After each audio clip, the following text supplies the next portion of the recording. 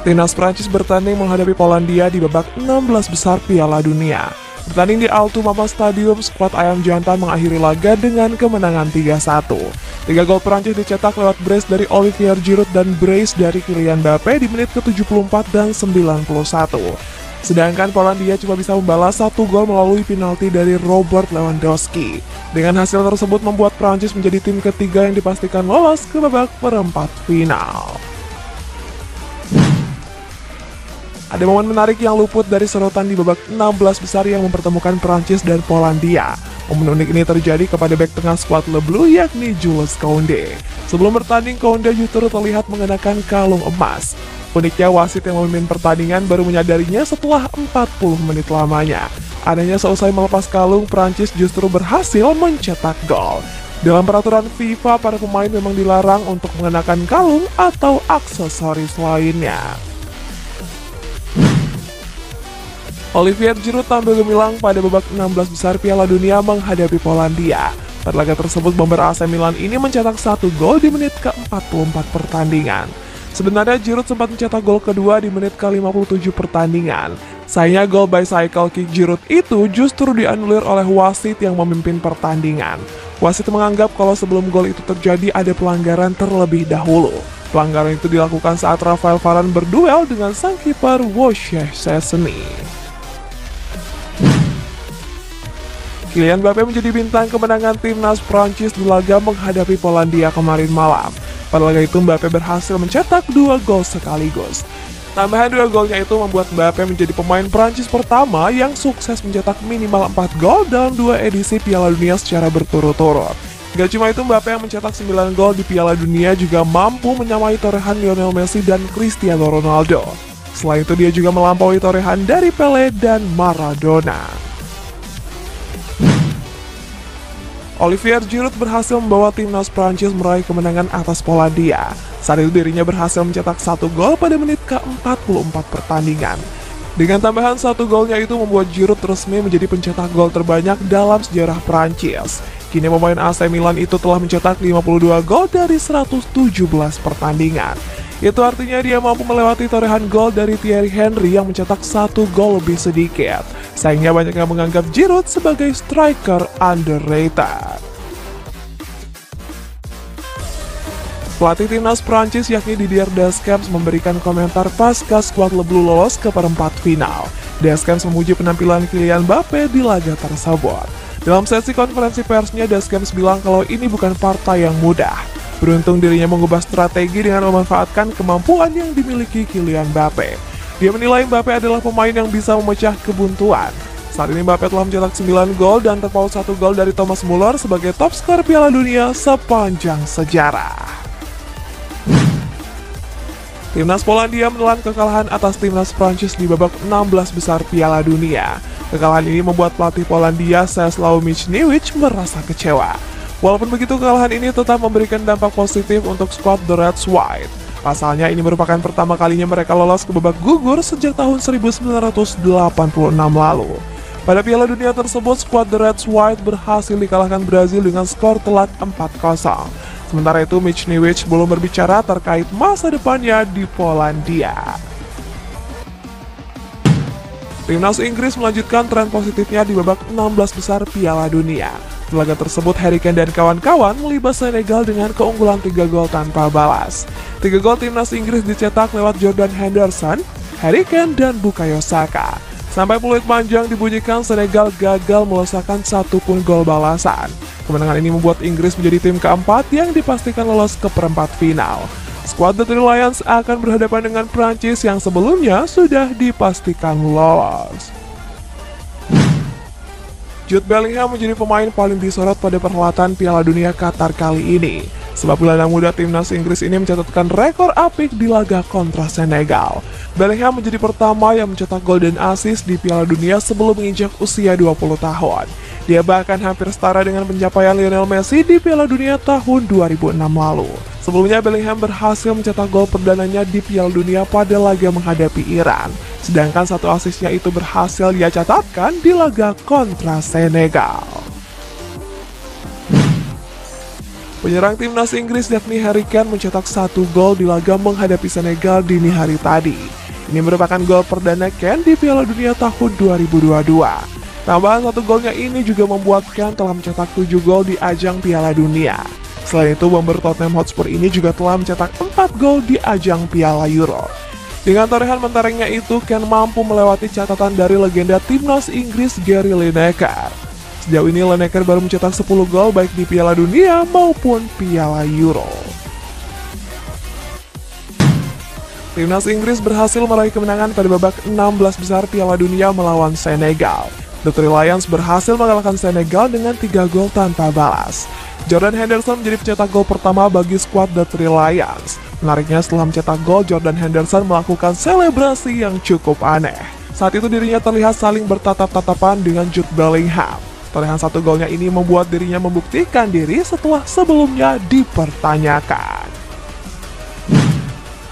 Setelah berhasil memastikan lolos ke babak perempat final, timnas Inggris akan berhadapan dengan Prancis yang sebelumnya terlebih dulu mengalahkan Polandia.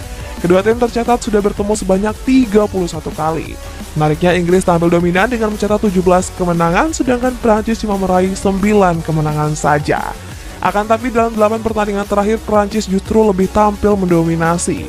Dalam 8 pertandingan itu, skuad The Three Lions cuma mencatatkan 1 kemenangan saja. Pelatih timnas Jepang Hajime Moriyasu memberikan komentar menjelang babak 16 besar Piala Dunia menghadapi Kroasia. Alasannya karena anak asuh Zlatko Dalic ini merupakan tim yang sangat kuat. Oleh sebab itu, dirinya pun telah memiliki formasi bertahan untuk mengatasi berbagai serangan Kroasia. Tetapi walaupun begitu, Moriyasu juga berharap anak asuhnya bisa menguasai bola dengan baik. Pasalnya dia menginginkan kalau para pemainnya bisa mencetak banyak gol. Timnas Kroasia akan melakoni babak 16 besar Piala Dunia menghadapi timnas Jepang. Sang pelatih Zlatko Dalic ingin meremehkan Jepang yang datang sebagai tim kuda hitam. Dalic mengatakan kalau Jepang sama sekali bukanlah lawan yang mudah. Apalagi pada babak akhir penyisihan, skuad Samurai Biru berhasil mengalahkan tim nasional Spanyol. Selain itu, sang kapten Luka Modric juga mengatakan kalau mereka akan menjalani laga yang sulit. Namun dia menegaskan akan meraih kemenangan pada laga tersebut. Ada laga yang menarik yang mempertemukan dua tim kuda hitam di babak 16 besar kali ini. Laga menarik yang dimaksud yakni timnas Jepang berhadapan dengan Kroasia.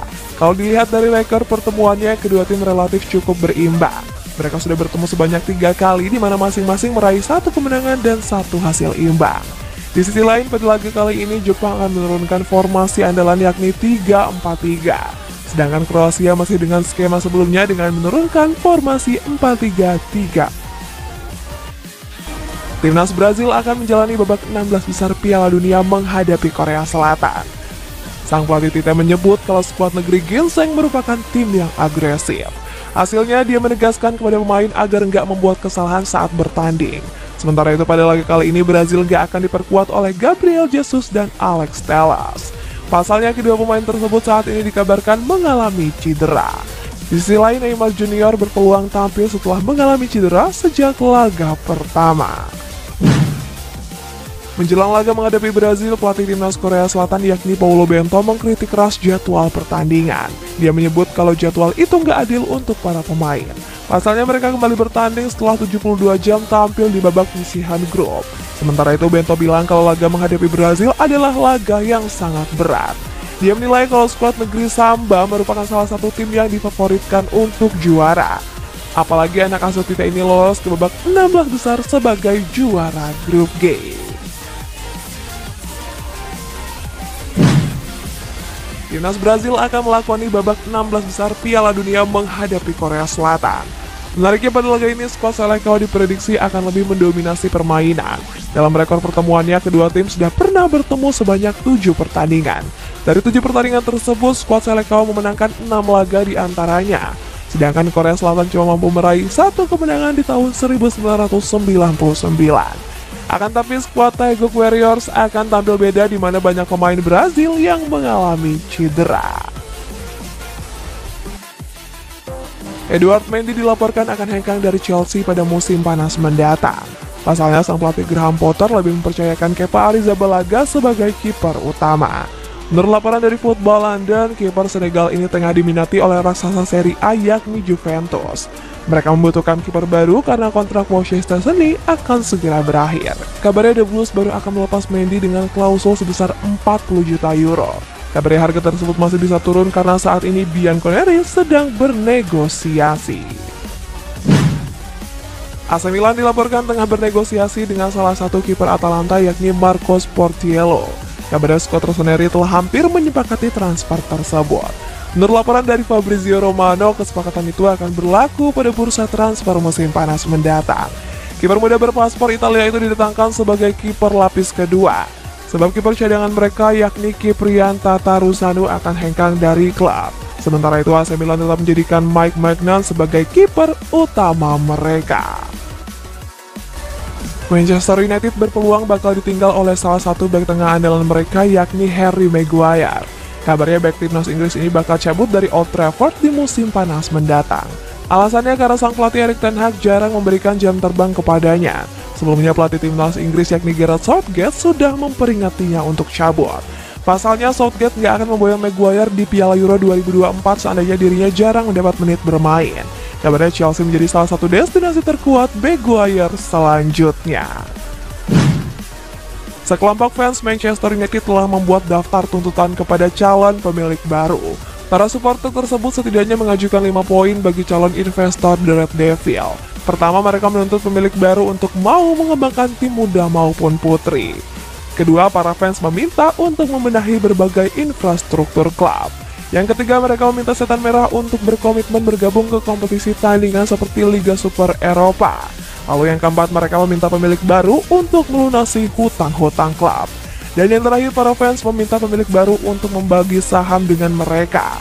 Kabarnya kandidat kuat pemilik baru Setan Merah adalah orang terkaya di Inggris yakni Sir James Ratcliffe. Hansi Flick banyak mendapat desakan untuk mundur dari jabatannya sebagai pelatih timnas Jerman. Hal ini merupakan buntut dari kegagalan skuad Der Panzer di Piala Dunia 2022. Seperti diketahui di Piala Dunia Qatar kali ini, Thomas Müller dan kawan-kawan harus tersingkir dari fase grup. Menurut kabar, Jurgen Klopp menjadi kandidat kuat pengganti Hansi Flick seandainya bakal dipecat. Akan tapi agen Klopp bernama Mark Koksika membantah kabar tersebut. Dia menyebut kalau Klopp masih terikat kontrak di Liverpool sampai tahun 2026. Legenda timnas Brazil yakni Pelé mendapat perawatan intensif setelah didiagnosis mengalami kanker usus. Hasilnya banyak fans yang menunggu kabar terbaru dari sang legenda. Lewat Instagram pribadinya, Pelé menyampaikan dia berterima kasih kepada para fans yang selama ini mendukungnya. Pelé pun meminta mereka untuk tetap tenang dan berpikir positif. Selain itu, Pelé juga mengucapkan terima kasih kepada seluruh tim medis. Kabarnya kondisi pria berusia 82 tahun ini sudah lebih stabil dari hari-hari sebelumnya. Elkan Bagot dikabarkan mengalami cedera saat membela Gillingham FC. Saat itu Gillingham FC bertanding menghadapi sang tamunya yakni Salford City. Pada laga tersebut Gillingham harus mengakui keunggulan Salford FC dengan keunggulan 3 gol tanpa balas. Kabarnya bek timnas Indonesia ini mengalami cedera di bagian kepala. Akibatnya dia pun ditarik keluar pada menit 83 dan digantikan oleh Stuart O'Keefe. Cederanya Bagot ini menjadi kabar buruk bagi Indonesia mengingat Piala AFF sebentar lagi akan digelar.